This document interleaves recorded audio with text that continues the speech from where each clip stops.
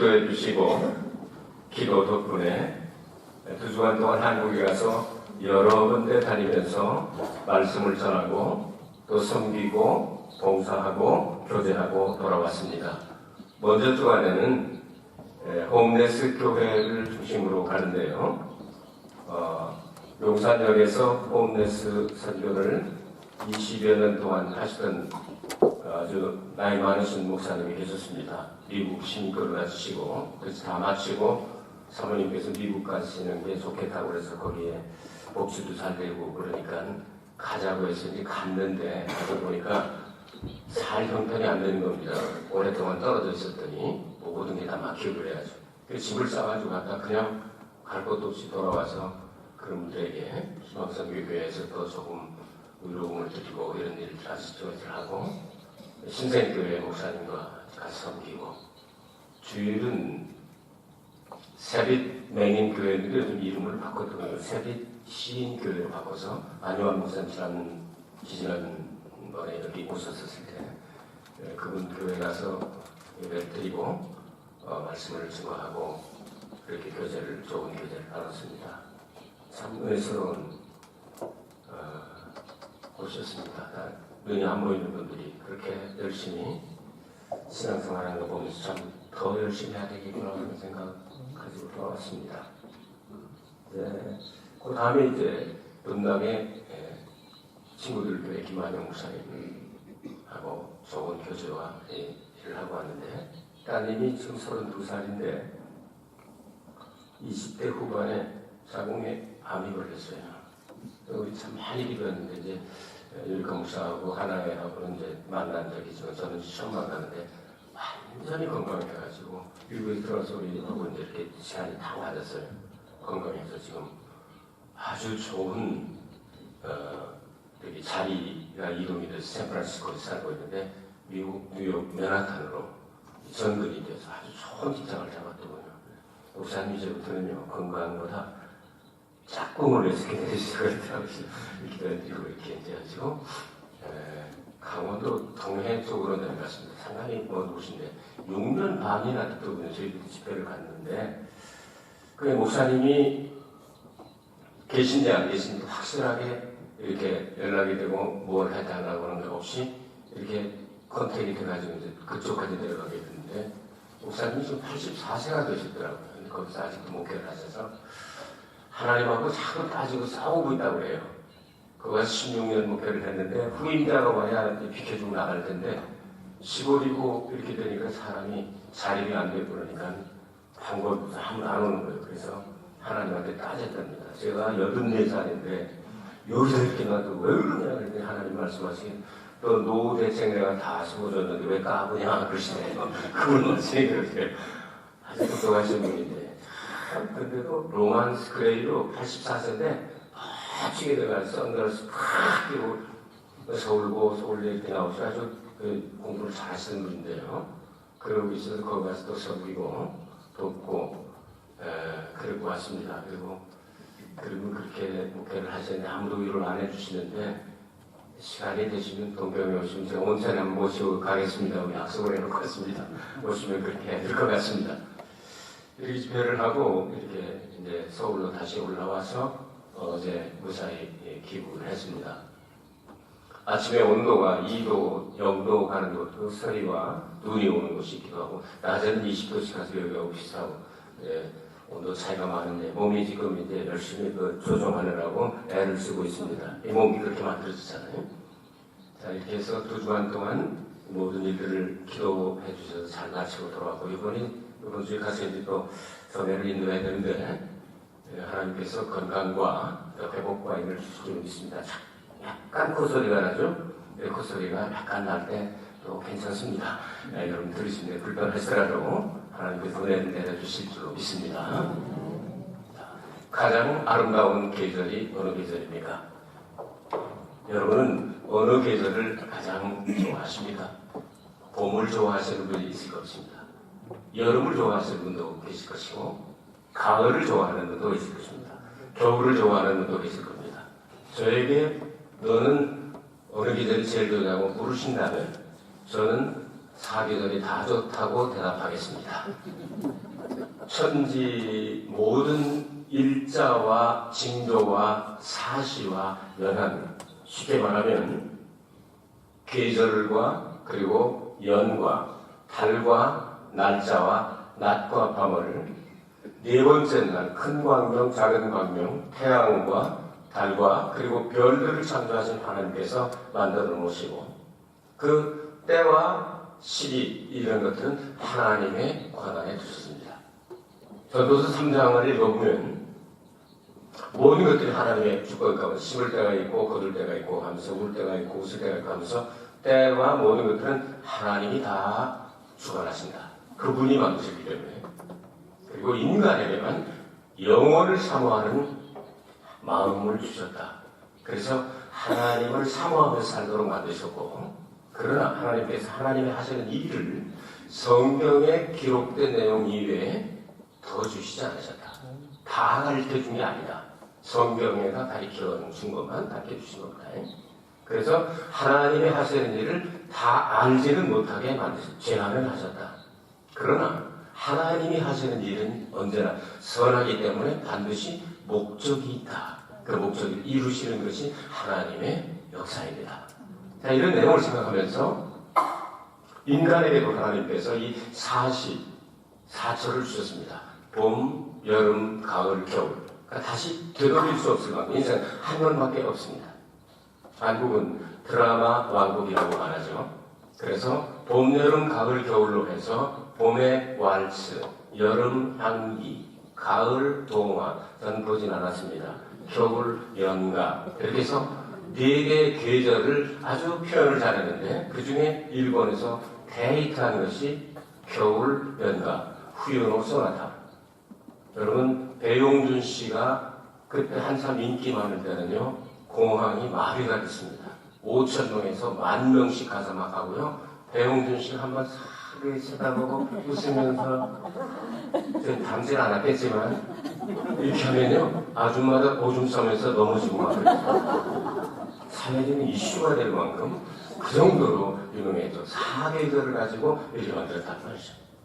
여러분, 하나님께서 우리에게 만들어준 4계절의 이 복음의 사역과 그리고 우리 일생과 어떤 관계를 갖고 있는가를 생각해 보도록 하겠습니다. 봄은 하나님께서 만드신 봄을 좋아하시는 분들 잘 들으시기 바랍니다. 봄은 뭐니 해도 하나님께서 시작하신 때이기 때문에 여러분, 곡식이나 식물이나 사람이나 동물이나 태어남, 새 생명을 태어나는 것, 그리고 씨를 뿌릴 때가 아름답습니다. 봄에 거둘 것도 없는데 다니면서 수술을 많이 해야 돼 하면서 낯가지고 다니면서 벼 새끼라고 하는 사람, 이 사람은 아름답다고 말하지 않습니다. 봄에는 씨를 뿌려야 합니다. 새끼를 쳐야 하고 이렇게 가지고 나가는데 그 씨도 아무데나 뿌리라고 말씀하지 않습니다. 예수님께서는 4분의 1이 열매를 맺게 되는데 100배로 맺는다 말씀했습니다. 길가에 버려진 그 씨앗, 새가 먹어버렸으면 마귀가 잡아갔습니다. 돌짝밭에 떨어진 거, 그 다음에 가시밭에 떨어진 거, 이것들이 다 열매를 맺지 못했습니다. 그러나 좋은 땅에 뿌려진 씨앗은 30배, 60배, 100배로 열매를 맺었다. 이렇게 말씀하고 있습니다.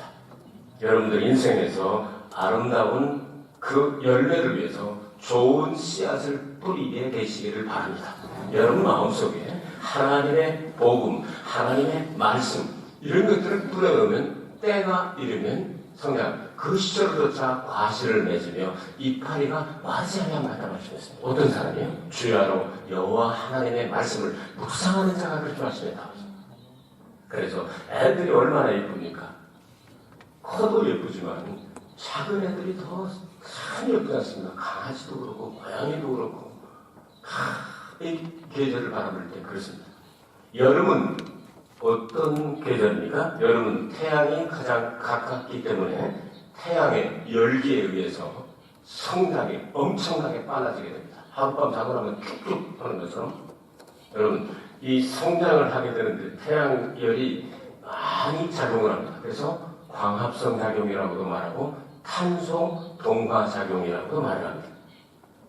여름은 이렇게 막 뻗어나가고 성장하고 무성하고 씩씩하고 이렇게 하는 것이 얼마나 좋은지 모릅니다.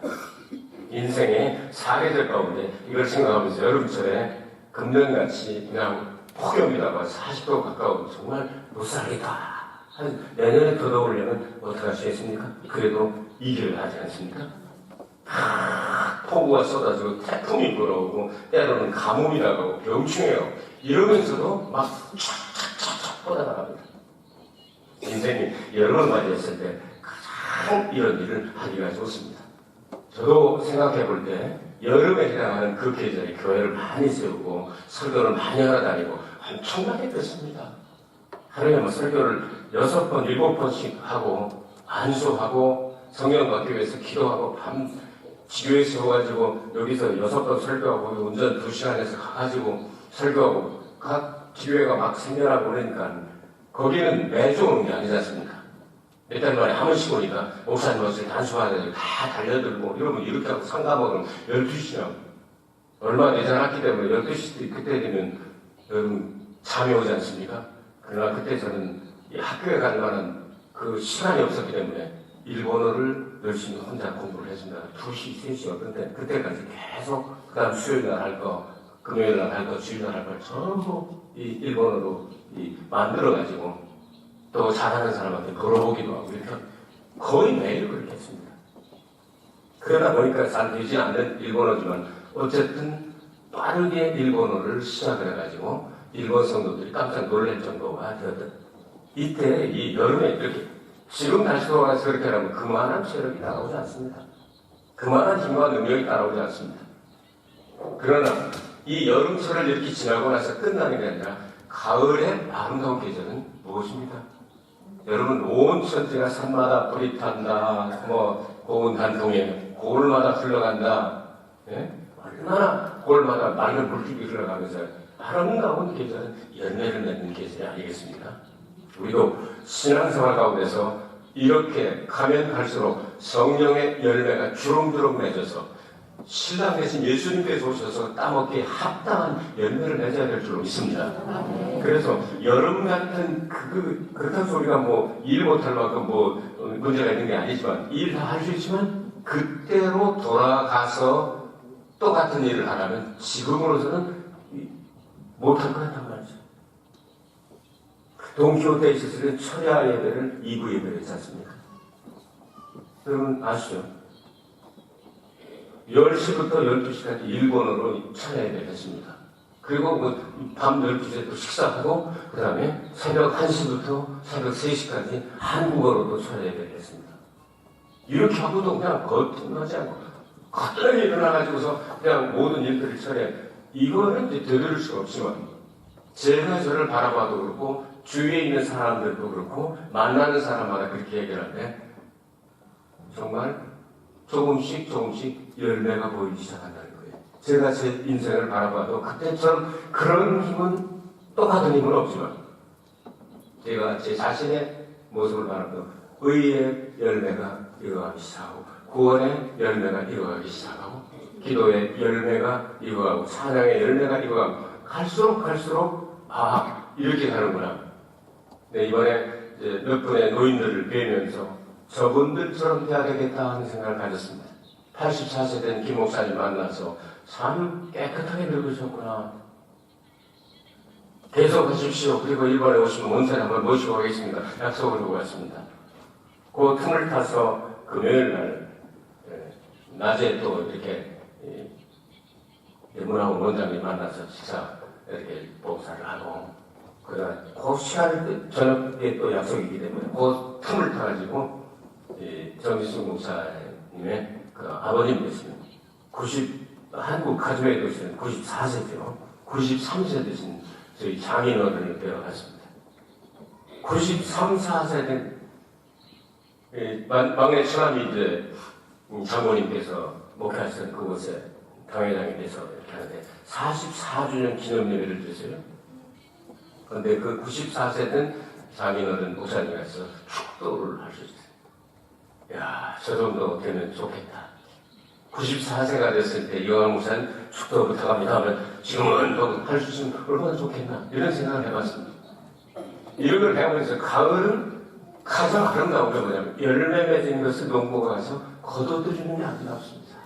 과일도 여러분 가을이 돼야 되지. 꽃 피고 열매 맺기 시작하는 거 예쁩니다. 예뻐요. 그러나 목적이 바로 익어가지고 따서 먹게 하는 게 목적인 거거든요.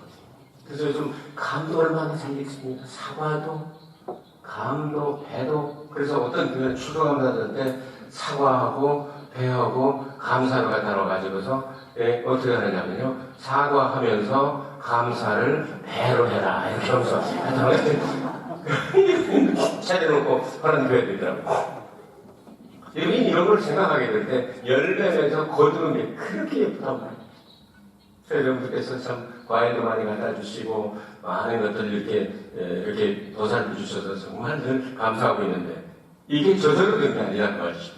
인내, 걸음 주고 또 병충해를 잡아주고 여러 가지 과정을 통해서 열매가 되는 것처럼 여러분의 인생을 바라보게 될 때, 신앙생활의 그 여정을 바라보게 될 때도 갈수록 아름다운 열매가 나타나게 되기를 바랍니다. 갈수록 나쁜 열매가 맺으면 이거 나쁜 나무입니다. 갈수록 좋은 열매 맺는 나무가 바로 그것이 좋은 신앙의 열매가 될 것입니다. 이제 겨울을 바라보게 될 때 무엇을 합니까? 겨울에는 모든 곡식들을 걷어들이고 모든 것들을 걷어들이고 수확이 끝나고 난 다음 정미소를 거쳐서 창고에다가 넣고 이제 지나가는 계절입니다. 거기서 먹고 즐거워하고 잔치하고 이러는 거죠.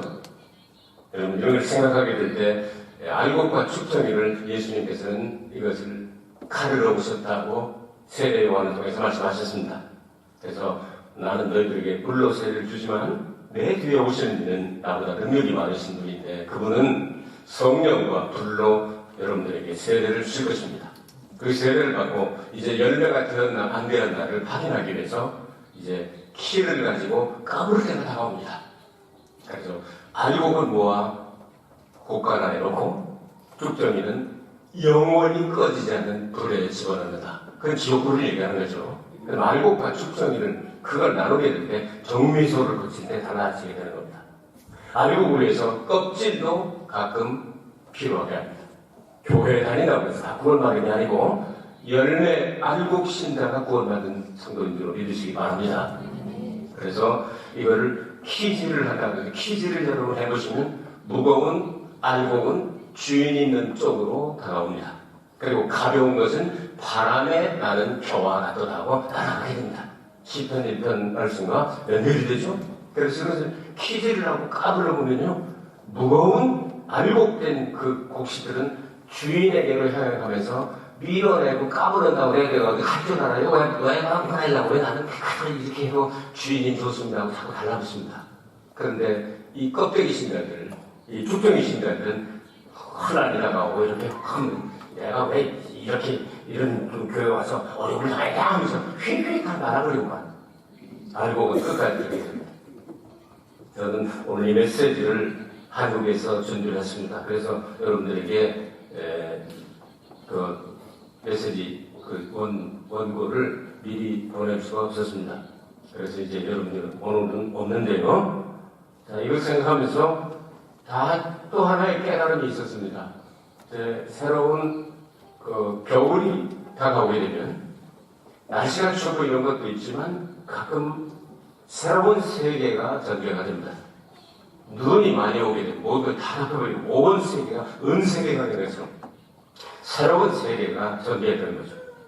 일본에도 눈이 많이 오면 대치고 유자와 가와바타라고 하는 사람이 그걸 써가지고 노벨 문학상인지 뭔지를 받았다고 그러는데요. 이 설국이라는 거 보면 그 시작이 바로 길고 어두운 터널을 빠져나가자 새로운 은의 세계가 다가왔다. 바로 은세계는 이 눈의 나라이다 해가지고 이 설국이라는 책을 써서 전 세계를 이렇게 참 흔들었던 그런 것들이 있는데요. 이렇게 되는 것처럼 이제 우리는 마지막 심판 때에 심판이 끝나고 나면 알곡이나 쭉정이가 갈라지게 되고 예수님께서 오셔서 새하늘과 새 땅에 우리를 데리고 가시겠다고 하셨어요. 이걸 깨달으면서 이 세상에 사는 동안 오늘 바울이 이야기합니다. 바울이 개척한 고린도 교회에 바울이 에베소로 가고 에베소는 아볼로가 있던 것이죠. 근데 아볼로는 이제 에베소에서 고린도로 갔습니다. 그러다 보니까 설립자와 그리고 현재 담임 목사님 이 좀 여러 가지 문제가 생기다고 어떤 사람은 그룹을 만들기 시작했습니다. 그래서 나는 예수파다, 나는 베드로파다, 나는 아볼로파다, 나는 바울파다 해가지고 속상하게 만들었습니다. 그래서 바울이 이 소식을 듣고 편지를 쓰면서 아볼로가 뭐냐? 바울이 뭐냐? 내가 너희들 구원한 거 아니다. 나는 씨를 뿌렸고 아볼로는 씨를 뿌렸고 나는 물을 줄 것뿐이다. 자라나게 해서 열매가 되게 하고 오직 하나님뿐이다. 하나님께 영광을 돌리라고 가지고 있는 내용입니다. 예수 그리스도께서 이 땅에 오셔서 구원의 사역을 완성하셔서 구원의 열매가 되기로 작정된 자들이 다 열매를 맺게 될 것인데 동역자들로 하나님의 협력자들로 동역자들로 우리는 쓰임받은 것을 감사해야 될 것입니다. 씨를 뿌린 자가 있고 걸음을 준 자가 있고 거둬들인 자가 있고 마지막 때 예수님께서 오셔서 심판하시고 백보자 심판, 대백보자 심판 심판하시고 천국과 지옥으로 영원히 나누시게 될 것입니다. 이런 걸 생각하면서 여러분 가장 아름다운 계절을 맞이했다고 보시기를 바랍니다.